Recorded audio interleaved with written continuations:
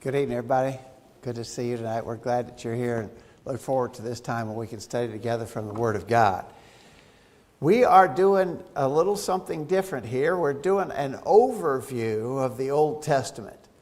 And an extra emphasis on the word overview because we're flying. We're going fast. We can't dive deep into a whole lot of subjects that we probably would like to dive deeply into, because that's not the nature of a survey or an overview. I guess really the word we want to stress is the idea of a survey. So we're trying to hit all the high points, but can't go in any real depth. Understand that, and don't be frustrated, since that's the reality of the kind of study that we're doing. But our special emphasis is we want to try to make sure everybody has the history of the Old Testament, the high points, but also have them in the proper order where they fit. So we want to have a chronological view of the major events of the Old Testament. If we accomplish that in this quarter of study, we will have done a good thing. And so don't get frustrated that we're not going into detail, because we could literally spend whole classes on every one of these points probably. But we're just trying to do a survey study. So last week, we did the easy ones last week. We talked about creation, Noah's flood, Tower of Babel.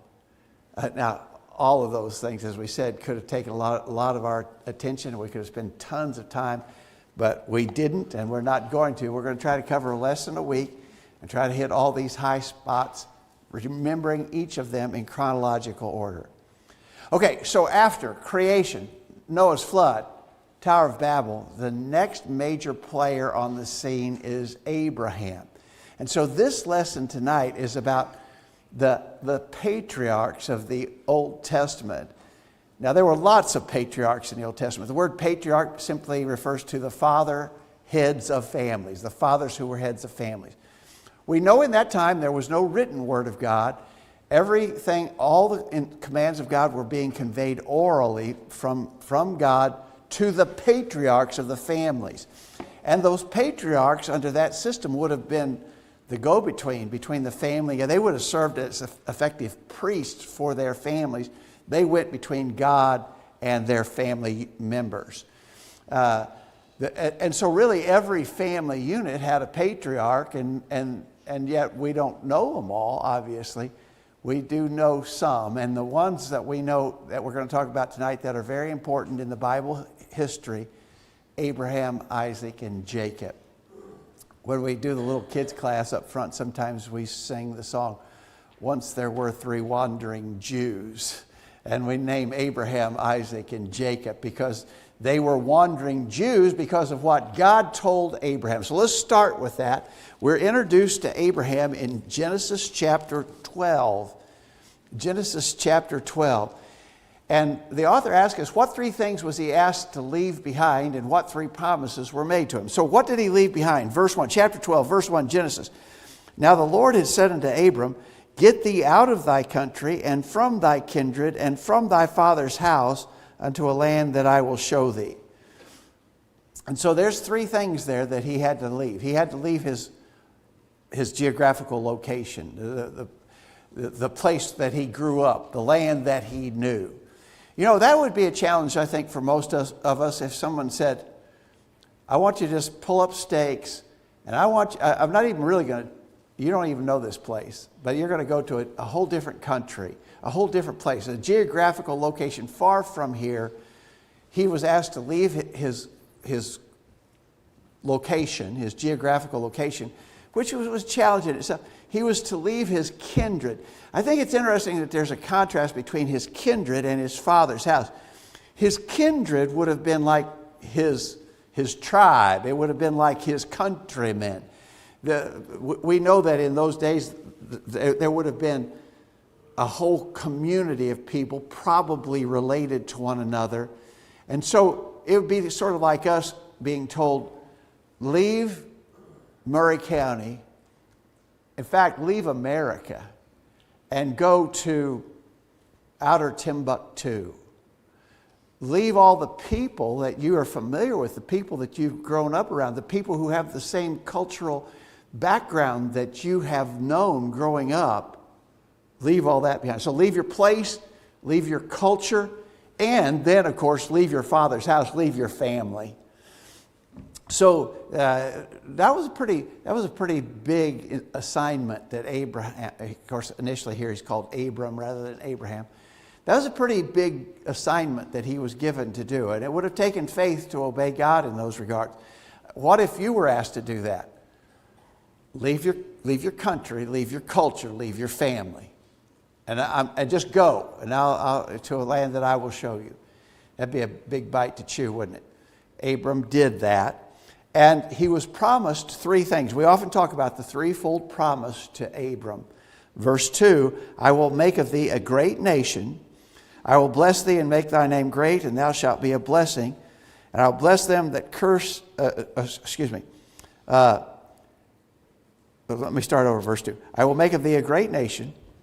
I will bless thee and make thy name great, and thou shalt be a blessing. And I will bless them that bless thee, and curse them that curse thee. And thou shall all families of the earth be blessed. Now, you got to go back to the end of verse 1. A land promise, a great nation promise, and a seed promise. So we think the threefold promise that was made to Abraham and it was repeated to Isaac and Jacob. Threefold promise, a land to possess, a great nation of people come in their descendancy, and a seed. Now, I think we might be a little bit at a loss to understand, in thee shall all the earth be blessed. We understand that seed promise was the promise of the coming of Jesus. Now, that promise that he's making there is going to be repeated to Abraham again. Let's see here. Look, if you look over in one of the places in chapter 17, verse 6, I will make thee exceedingly fruitful. I will make nations of thee, and kings shall come out of thee. I will establish my covenant between me and thy seed after thee and their generations for an everlasting covenant, to be a God unto thee and to thy seed after thee. I will give unto thee and to thy seed after thee the land wherein thou art a stranger, all the land of Canaan, for an everlasting possession, and I will be their God. That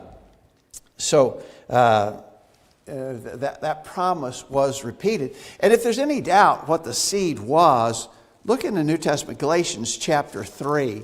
Galatians chapter 3, verse 16. Galatians 3:16. Unto Abraham and his seed were the promises made. He said, not and to seeds as of many, but as of one, and to thy seed, which is Christ. And so the seed of Abraham, through whom all the nations of the earth would be blessed, was the coming of Jesus Christ. So, question one, what was he asked to give up? Give up country, give up his people and culture, give up his immediate family. And the promise was, you'll inherit a land, your descendants will become a great nation, and through thy seed all nations of the earth shall be blessed. So Abraham had to act on faith. And what's interesting about that is that Abraham never realized those promises in his lifetime. While he was alive on earth, those things never came to fruition. He became a great man and he became a wealthy man, but he was always moving from place to place, sort of nomadic lifestyle that he lived the rest of his life. His people had certainly not become a great nation. They didn't actually possess the land. That he lived in parts of that land and moved about in parts of the land that they would ultimately occupy. But he wasn't in possession of those things. And certainly Jesus hadn't come yet. But Moses acted in faith upon those promises. Any thoughts or comments about Abraham, the great patriarch Abraham?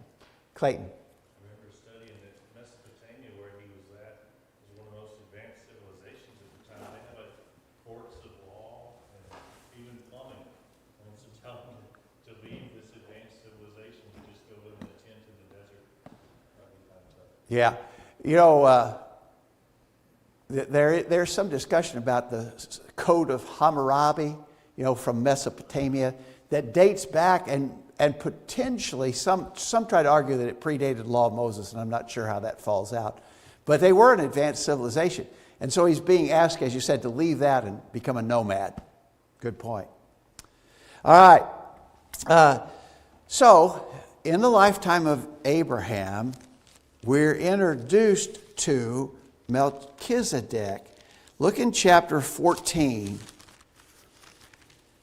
In chapter 14, we read everything that the Old Testament has to tell us about the history of Melchizedek, and we read about it in 4 verses.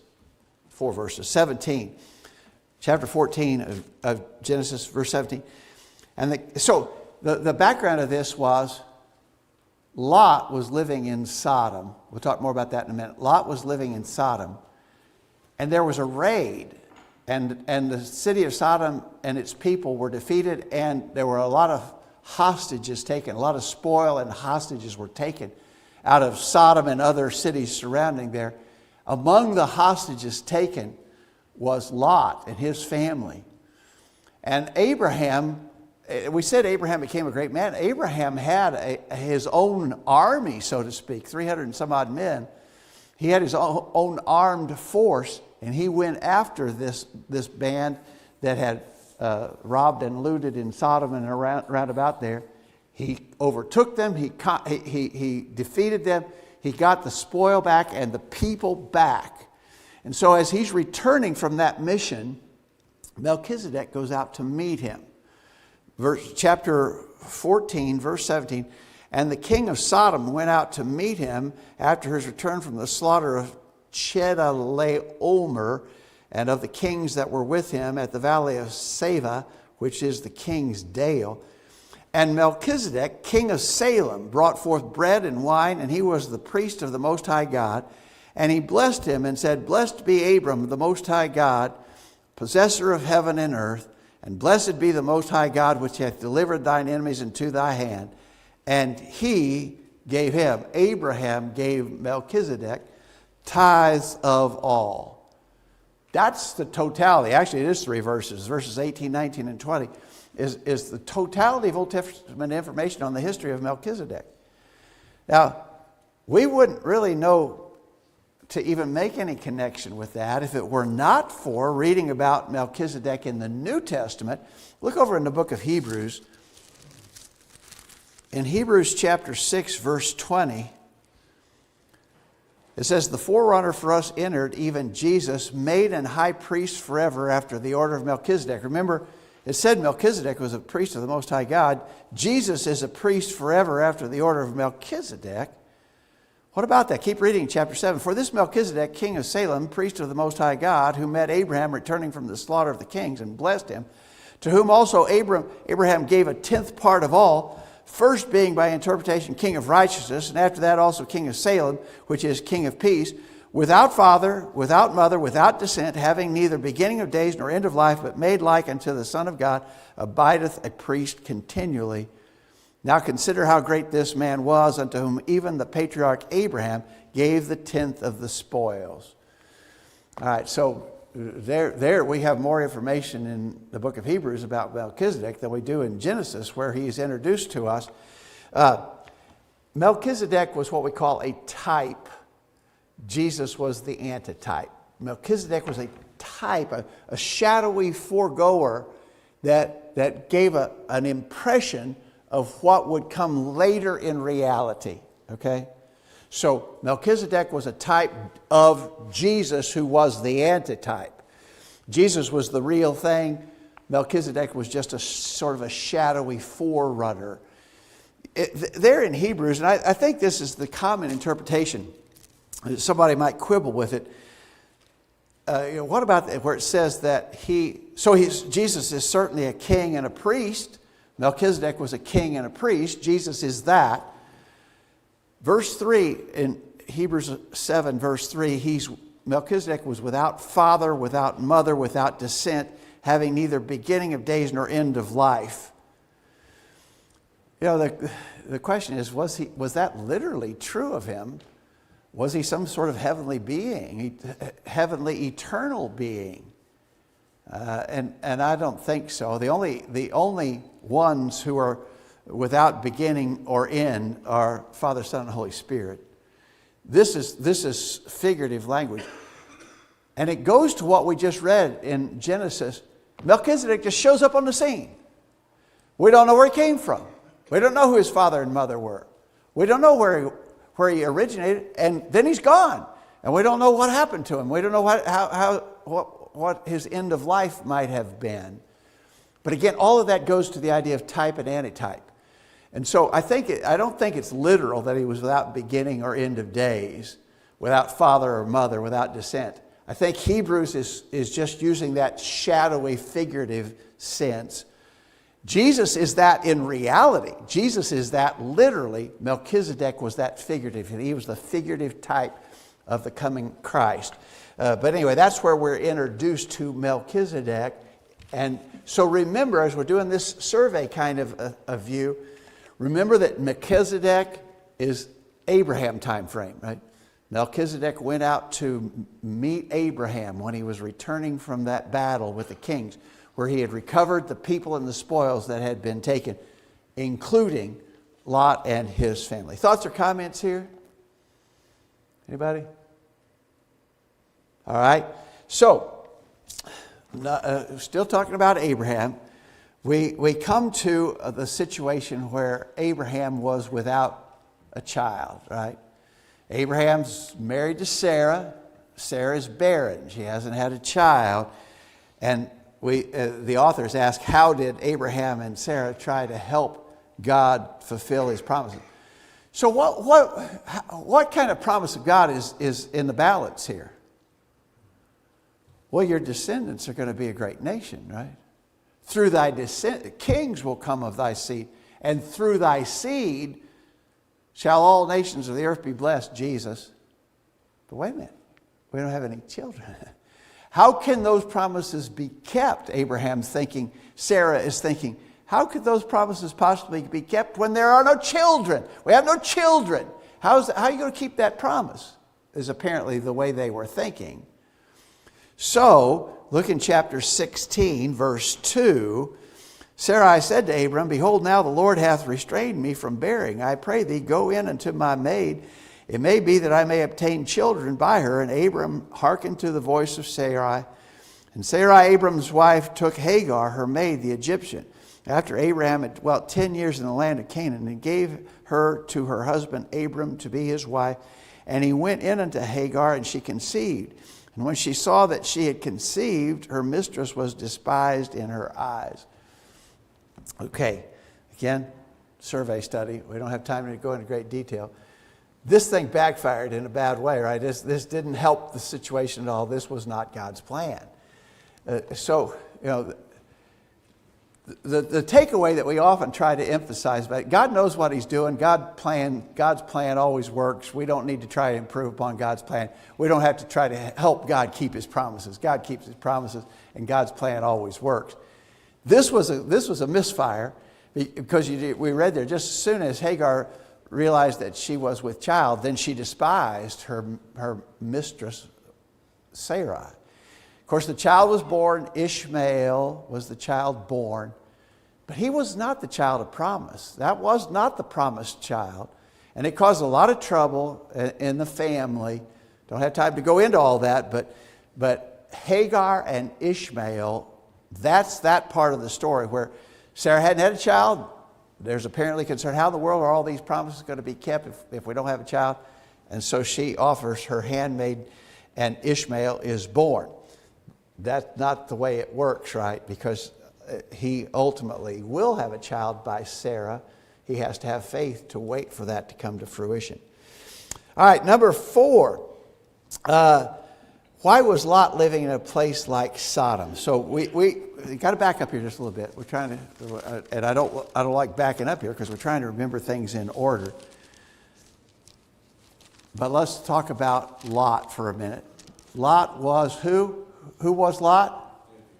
Abraham's nephew, right? And he had come to Canaan land with Abraham, and they both had become pretty wealthy herdsmen.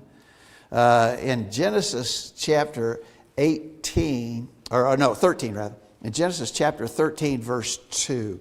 Genesis 13:2. Abram was very rich in cattle, in silver, and in gold. All right. Then skip down to verse 5. And Lot also, which went with Abram, had flocks and herds and tents, and the land was not able to bear them, that they might dwell together, for their substance was great, so that they could not dwell together. And there was a strife between the herdmen of Abram's cattle and the herdmen of Lot's cattle. And the Canaanite and the Perizzite dwelled then in the land. Abram said to Lot, let there be no strife, I pray thee, between me and thee, and between my herdsmen and thy herdsmen, for we be brethren. Is not the whole land before thee? Separate thyself, I pray thee, from me. If thou wilt take the left hand, then I will go to the right, or if thou depart to the right, then I will go to the left. And Lot lifted up his eyes and beheld all the plain of Jordan, that it was well watered everywhere before the Lord destroyed Sodom and Gomorrah, even as the garden of the Lord, like unto the land of Egypt, and as thou comest unto Zoar, and Lot chose him all the plain of Jordan. So it even says there, verse 12, Lot dwelled in the cities of the plain, pitched his tent toward Sodom, but the men of Sodom were wicked and sinners before the Lord exceedingly. We've talked about this lots of times, and we think this really looks bad on Lot. Lot turns out to be a character that's not too impressive in the Bible history. The New Testament refers to him as a righteous man, and so he wasn't a horrible person, but what he did here is not very commendable. Abraham was the elder. He should have had the choice, and Lot should have insisted that he take the better part.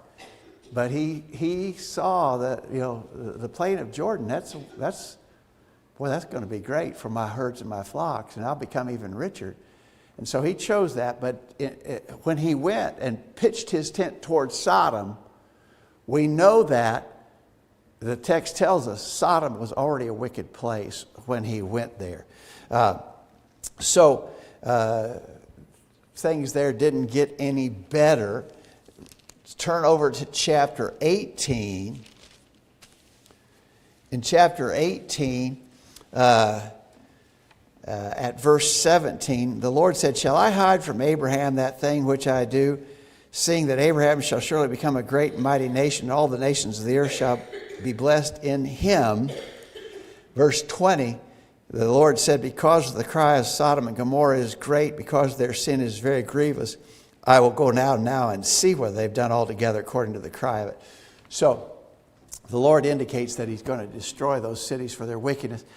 We don't have time to read the rest of the chapter. Remember, Abraham tried to negotiate with God. What if you could find 50 righteous people? Would you destroy the city? God said, I would spare the city for 50 righteous people. And he kept, amazingly to me, Abraham kept trying to negotiate that down, got him down to 10 people. If you found 10 righteous people in Sodom, would you spare the city? And Abraham, God said, I would spare the city for 10, but I'm not. That's it. We're done talking. But of course, there weren't even 10 righteous people in Sodom. You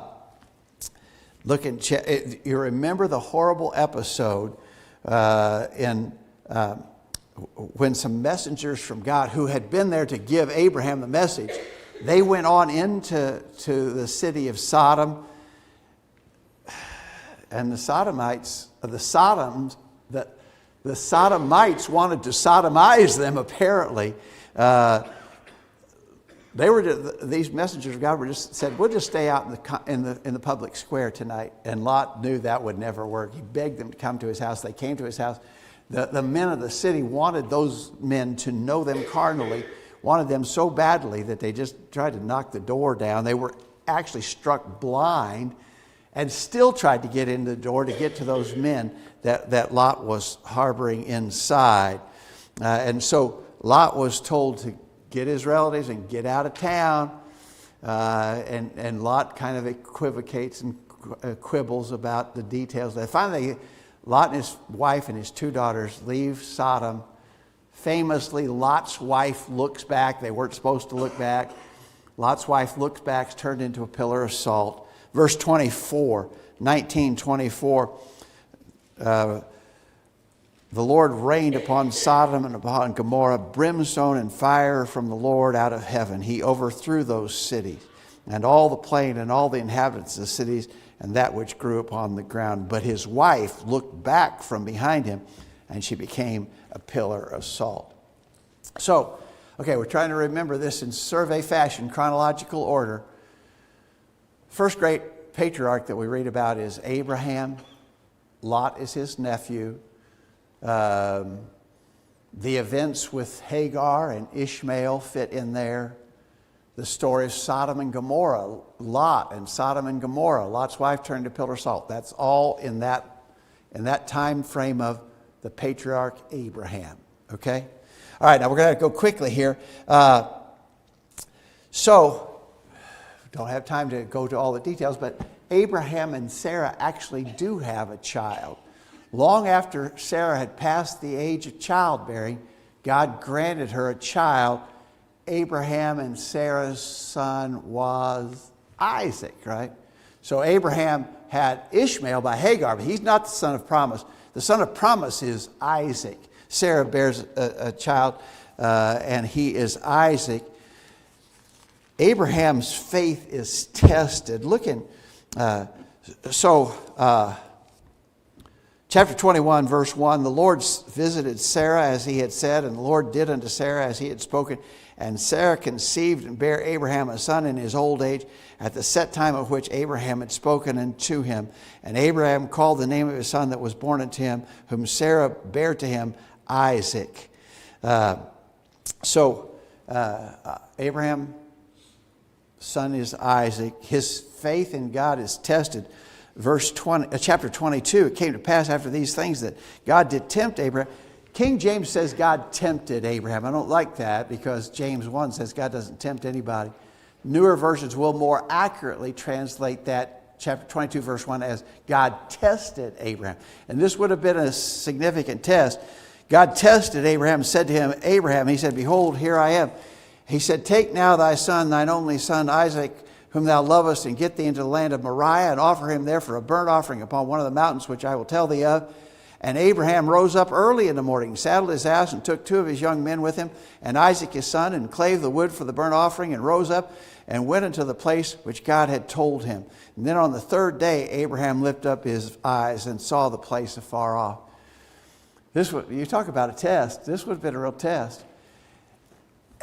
Again, we don't have time, but Hebrews 11 says Abraham was willing to do that because he believed that God could restore him from the dead. He said he basically got him in that fashion. God miraculously gave him the son Isaac. And in Hebrews chapter 11, it says Abraham believed that he could restore Isaac to him even if he did offer him.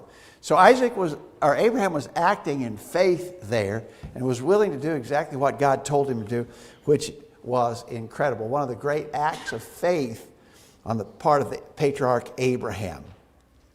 Okay, so Abraham, Isaac, next in that chain of patriarchs is Jacob. So Abraham's wife is Sarah. Isaac's wife is Rebekah. Isaac and Rebekah have twin sons, Jacob and Esau. So much of this is the stuff we drill with the young kids in the Bible drill club. What was unique about Jacob and Esau? They were twins, but they didn't look alike, right? Twins that didn't look alike. Esau was actually the firstborn. So even though they were born right at the same time, technically, Esau is the firstborn. That being the case, the firstborn son gets the birthright and he gets the father's blessing.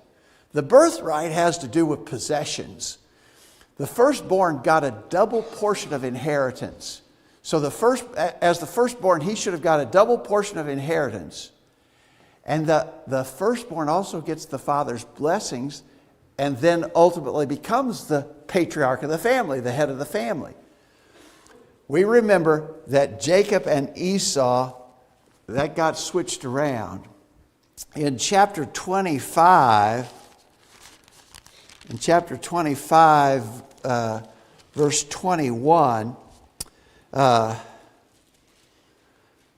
So here's the birth of Jacob and Esau. Isaac entreated the Lord for his wife because she was barren. The Lord was entreated of him. Rebekah, his wife, conceived. The children struggled together within her. She said, if it be so, why am I thus? And she went to inquire of the Lord. And the Lord said unto her, 2 nations are in thy womb. 2 manner of people shall be separated from thy bowels. And the one people shall be stronger than the other. And the elder shall serve the younger. All right, so that was the prophecy about Jacob and Esau. It came to fruition. Skip down to verse 29. Jacob sod pottage. Now, the boys are grown already in these few verses. Jacob sod pottage, and Esau came from the field, and he was faint. Esau said to Jacob, feed me, I pray thee, with that same red pottage, for I am faint. Therefore was his name called Edom. Esau becomes the father of the Edomites. Okay? Jacob said, sell me this day thy birthright. The birthright was the double inheritance portion, right?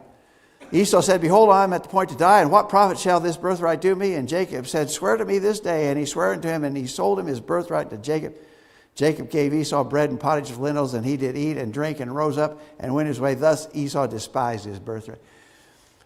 Can you imagine selling your inheritance? You're going to get a double portion of inheritance, and it means so little to you, you'd sell it for a bowl of soup.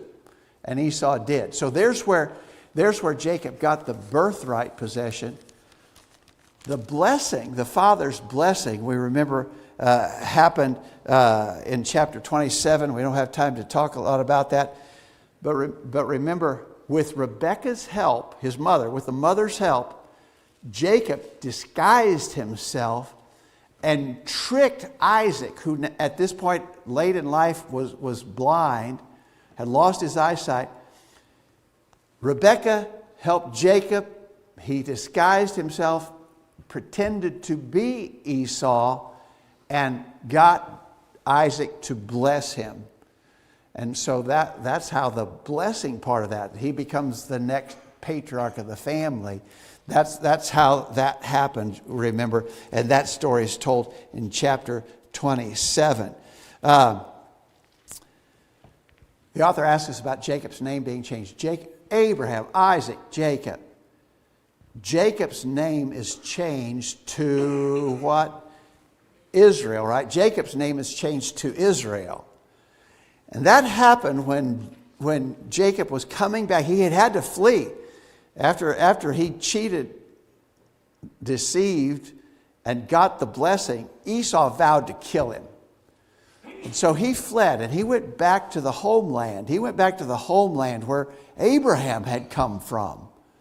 And he went back there and lived and worked for a man named Laban, who was a relative of his mother's, a brother actually, his mother's brother, his uncle. He worked for Laban. And long story, lots of details there. He ends up marrying 2 of Laban's daughters, Leah, the older, and Rachel. He marries Leah and Rachel. He's coming back now after many years away. He's coming back. He's still really afraid of Esau. He thinks last he knew Esau wanted to kill him, but he's coming back. But he's coming back with herds and flocks.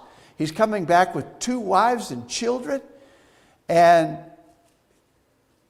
the night before he meets up with Esau, he wrestles with a heavenly being. It's kind of an odd account there. We don't really know all the detail. I can't quite figure that all out. But he wrestles with a heavenly being, and he prevails, and the heavenly being says that his name is to be changed to Israel. Now that name never, when Abram became Abraham, we read Abraham exclusively thereafter. The name sticks. With Jacob, he's called Israel, but the name doesn't stick as completely. We still read about Jacob thereafter, but Jacob and is Israel. He has 12 sons. So the next part of the question was name the 12 sons. So initially by Leah, remember that she was the older of the 2 daughters, the 2 sisters that Jacob married. She wasn't the pretty one. Rachel was the pretty one. But Rachel could not conceive. Leah did. She had 4 sons initially: Reuben, Simeon, Levi, and Judah. Our kids downstairs memorize that. They sing those. I have to sing the song to say them in order. So the first 4 sons by Leah, Reuben, Simeon, Levi, and Judah. Rachel can't conceive, so she gives Jacob her handmaid, Bilhah.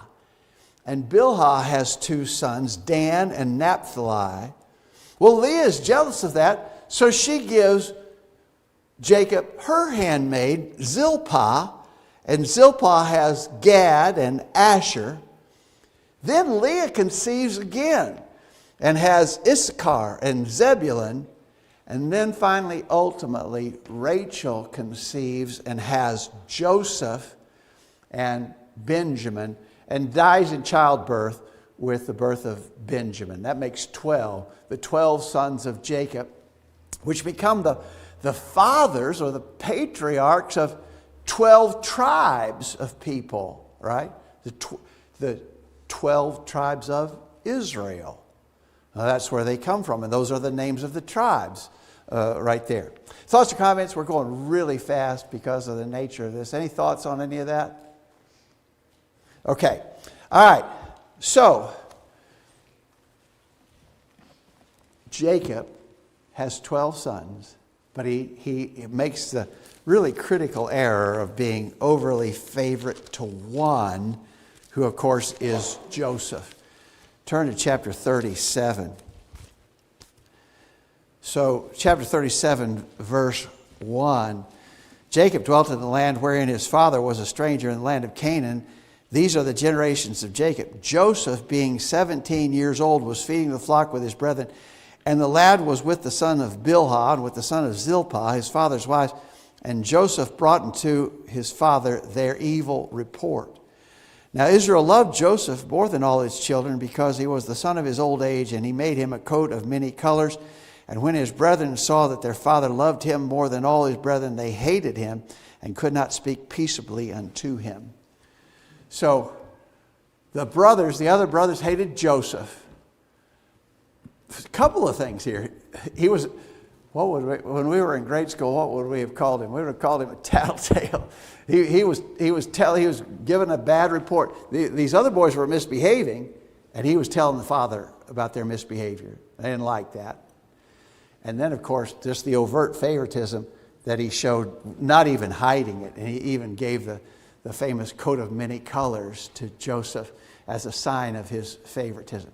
There's something else mentioned in that same context that also added to this, that the brothers hated him. Verse 6, he said unto them, Hear, I pray you, this dream which I have dreamed. For behold, we were binding sheaves in the field, and lo, my sheaf arose and also stood upright. Behold, your sheaves stood round about and made obeisance to my sheaf.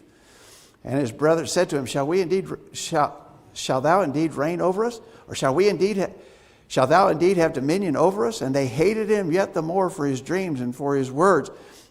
And then verse 9, he has yet another dream. He dreamed yet another dream and told his brethren and said, Behold, I have dreamed a dream more. And behold, the sun and the moon and the 11 stars made obeisance to me. And that was understood. He's talking about his father and his mother and the 11 brothers. They hated him for his dream. So they hated him for 3 reasons. For giving an evil, telling about their misbehavior, for the father's overt favoritism, and for these dreams that he's having, which suggest he is going to be over them. You know, those dreams come to pass, don't they? We know those dreams actually did come to pass, but they hated him for that. So we know how the story goes. They caught him in the field while they were out. They were going to kill him. Reuben prevents that. But to Reuben's dismay, while he was away, they sold Joseph to some traveling merchants who took him to Egypt and sold him as a slave. He went to Egypt as a slave. They had this coat, though. They had this unique coat, this coat of many colors. And so they killed an animal, splashed the animal's blood on the coat, took it back to the father. Pretty interesting story about how, you don't have to lie to actually be lying. You don't have to tell an overt lie to actually get the same point across. in chapter 20 or chapter 37, they sent the coat of many colors. They brought it to his father and said, "This have we found. Know now whether it be thy son's coat or not." And he knew it and said, "It is my son's coat. An evil beast hath devoured him. Joseph is without doubt rent in pieces." Joseph rent his clothes and put sackcloth on his loins and mourned for his son many days. It wasn't true. He wasn't dead. He certainly hadn't been devoured by beasts. They let him believe that. So they didn't tell the lie, but the outcome was the same. You know, we can do the same thing. There's kind of a point there about basic honesty and integrity, right? They let their father believe that lie, and he believed it as though it was absolutely genuine. You know, that, just a side point, that makes a pretty good point. When we're talking about people trusting their feelings, this is really a great, I've tried to use it before in Bible classes with people. What about Joseph? What was it? How did he feel? He felt that Joseph was dead. He couldn't have felt that any more sincerely or genuinely. He genuinely and sincerely felt that Joseph was dead. He was not dead. So here's a classic Bible case of somebody whose feelings were wrong. You can't trust your feelings on essential issues. You got to have truth. And so he believed a lie foisted upon him by those evil brothers. Wow, there's so much more here. Joseph goes to Egypt. His master, he ends up being bought and serves in the house of a man named Potiphar, who was a captain in the Egyptian army. A lot of people think he was probably the official in charge of security for Pharaoh. He serves in Potiphar's house, but God blesses him. He does so well. Potiphar puts him in charge of everything. Potiphar doesn't even worry about it. He trusts Joseph implicitly. Unfortunately, Potiphar's wife gets involved. She lusts after Joseph and tries to intimidate him to have an affair with her. He refuses. You remember the famous statement of Joseph in